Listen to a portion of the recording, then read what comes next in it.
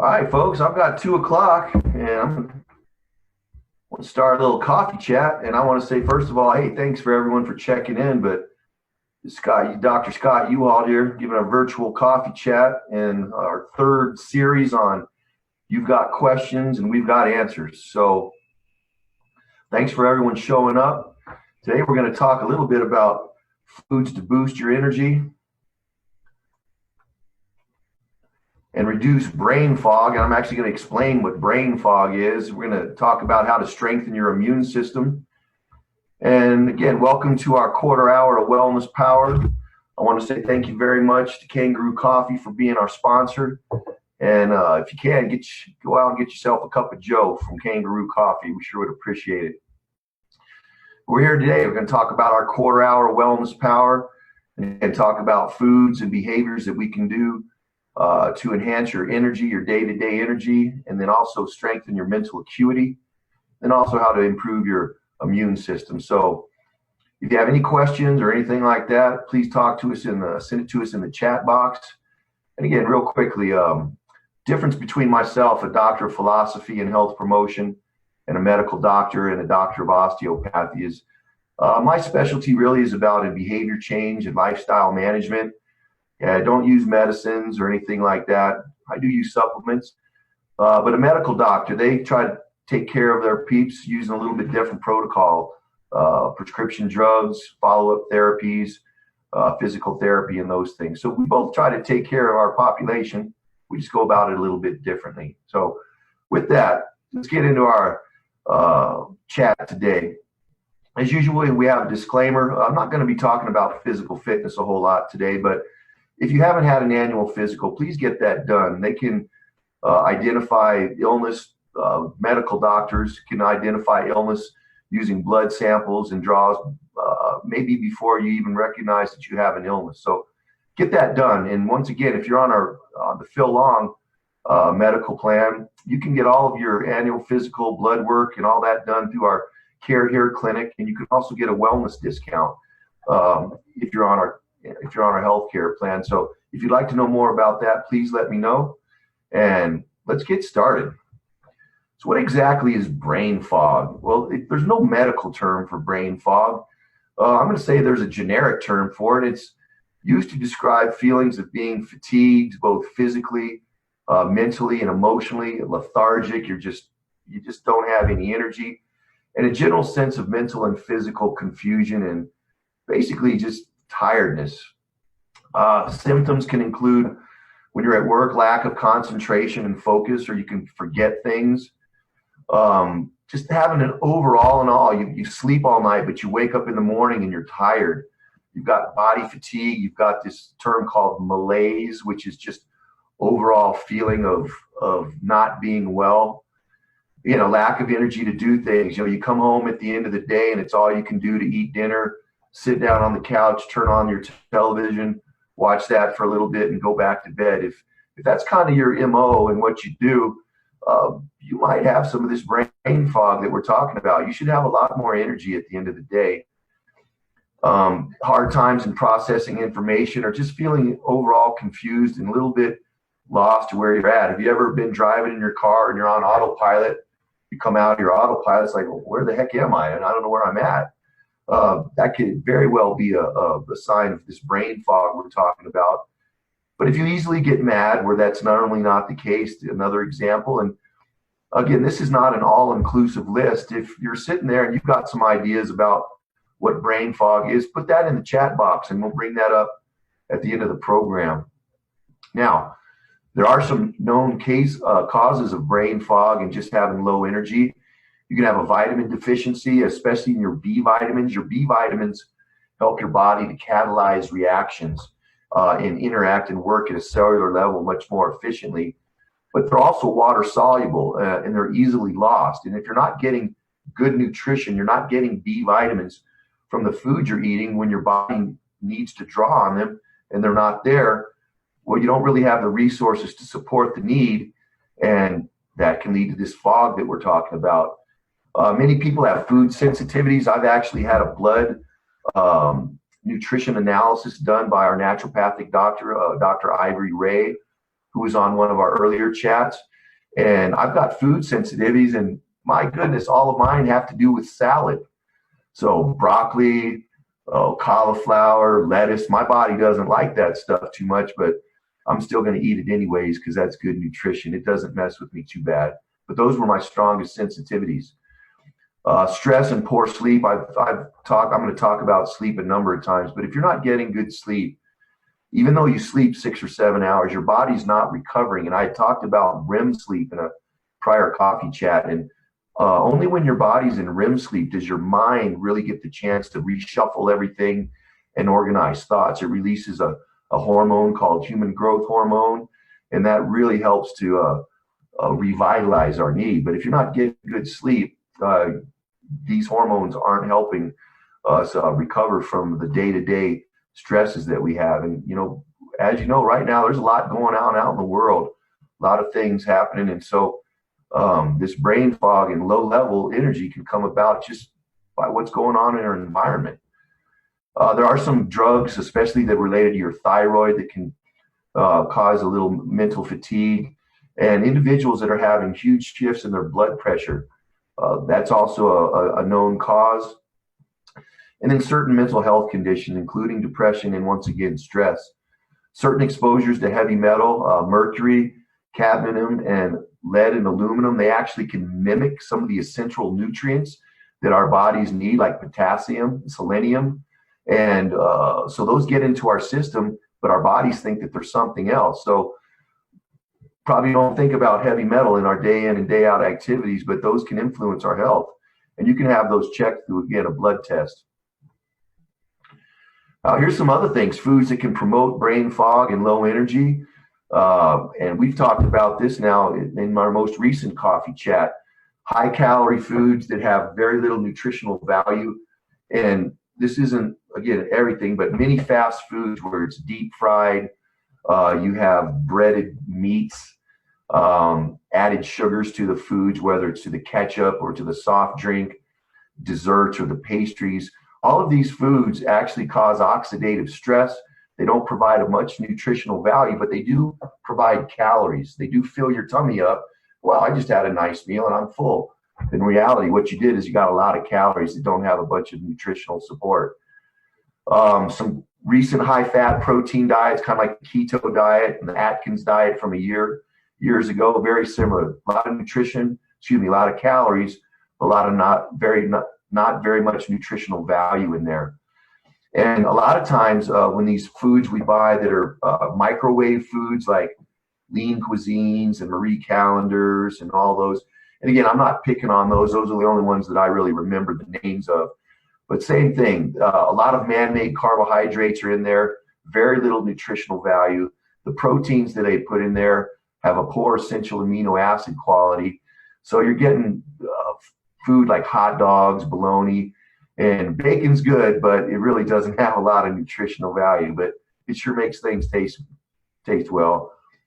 And again, I think I just mentioned it, these bad carbs that we went over in our last coffee chat, lots of added sugars, flours, high fructose corn syrup is a man-made carb, basically, and our bodies really don't know how to manage that very well. So again, it causes that oxidative stress, it causes free radical damage at the cellular level. And if you're not eating those antioxidants and those healthful kinds of foods, that's causing cellular stress and damage to our body and can lead to chronic disease, from heart disease, cancer, diabetes, and so on.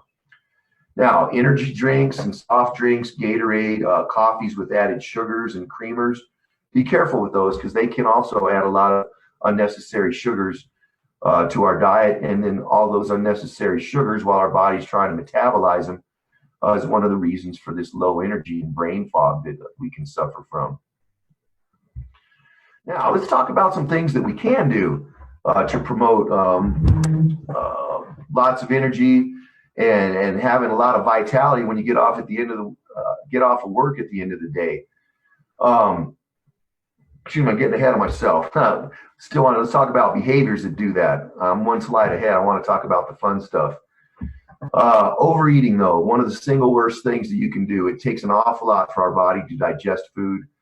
And when you overeat, and then especially to maybe sit down on the couch and then go to bed not soon after that, boy, boy, that causes a lot of internal stress on your body, and it also causes that under eat, overeat concept that I mentioned when we were talking about weight gain and obesity in one of the prior chats. But again, overeating is really not good for your health. I'd rather you eat like a conveyor belt, and again, not like a front loader when you get your calories in. Eating rich or high calorie rich foods before you go to bed, again, same thing. Your body has a hard time digesting that. And if you could actually walking around helps your body with peristalsis, which is if you've ever eaten and you hear your body going making that noise. Well, that's your small intestine. It's grinding up all that food. And so being active and walking after a nice meal, it really helps with your digestion. Again, eating foods that have poor nutritional value. I think I've hit on that enough. Again, unmanaged stress or too much stress in your life causes this metabolic fight. And if you don't have the nutritional support from your antioxidants and quality foods, it leads to this brain fog and low energy. Being physically unfit is again harmful to the body. Poor sleep habits, I think that's the fourth time I've mentioned that. And then there are certain sleep aids, prescription drugs, excessive alcohol use. Those all help us sleep, but they don't really give us good quality sleep. There's better ways to do it, which brings me to my page now that I got a hit on. Now, on the right-hand side, you see kind of an altered, let's use that word, an altered MyPlate that the government uses. And this is really designed to try to help improve our palate. And if you remember, we were just talking about plant-based diets, and I would really consider maybe looking at that. I'm not asking you to remove dairy and meat products from your diet, but a plant-based diet really can enhance almost anyone's, especially an American diet, quite a bit. And we want to emphasize fresh fruits, fresh vegetables, healthful grains. And we want to cut back a little bit on especially animal proteins. We want to try to cut back on dairy and replace those with more natural and more healthier fats, monounsaturated fats like palm oil, palm oil and olive oil, canola oil, safflower oil. There's a bunch of them out there that we can use. And so when you do use oils and cook, try to use those instead of saturated fats that you find in like ranch dressing and some of those other things. Try to include raw foods into your diet. Again, brightly colored fruits and vegetables where they're not heavily cooked. Again, you bring your water temperature up to boil, add your fruit or your vegetable, get it to temperature, and then pull that off the stove as soon as you can. And that enhances the nutritional quality of your food quite a bit.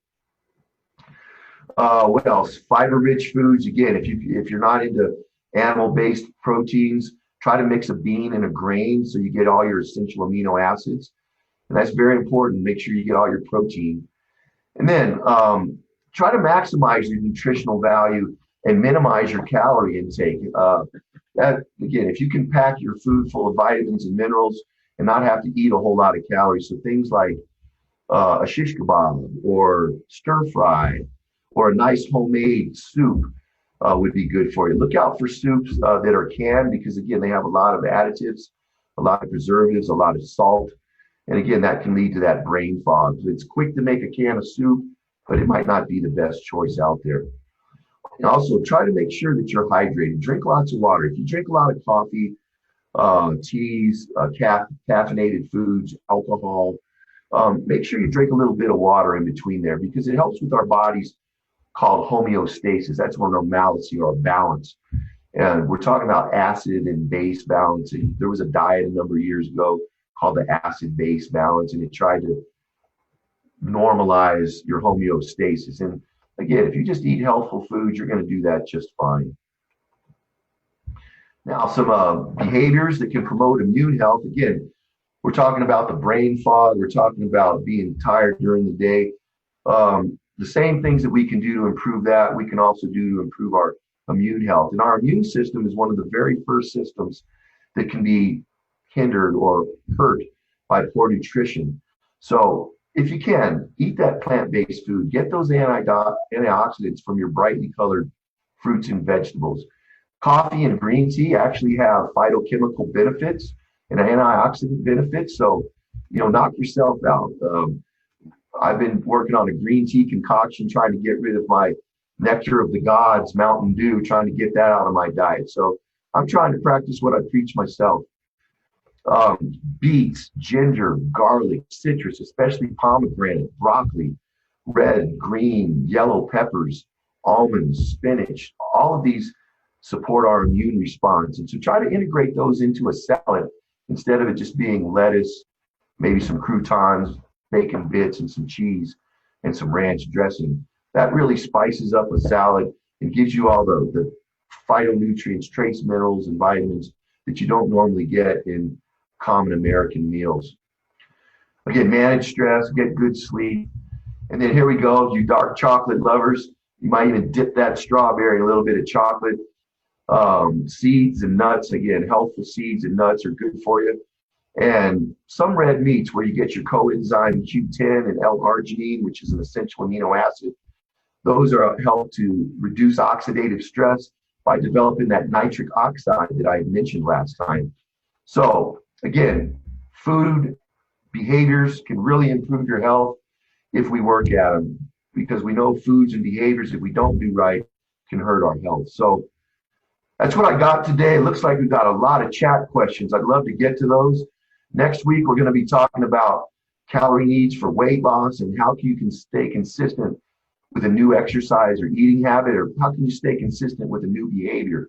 I'm looking forward to that one because I think I got a lot of great suggestions to give to you. So let's take a look at some chats. Hello to everybody. Dark chocolate is a healthy pleasure. Absolutely. Me too, says Gina. Looks like dark chocolate has a lot of fans on here. So yeah, dip that strawberry in your dark chocolate and wash it down with your green tea. And that's a good healthy thing. And yes, you heard that from your trainer. Chocolate is good. So what else? Let me see. Someone's getting disoriented. They need chocolate. All right. Stat, get chocolate to people.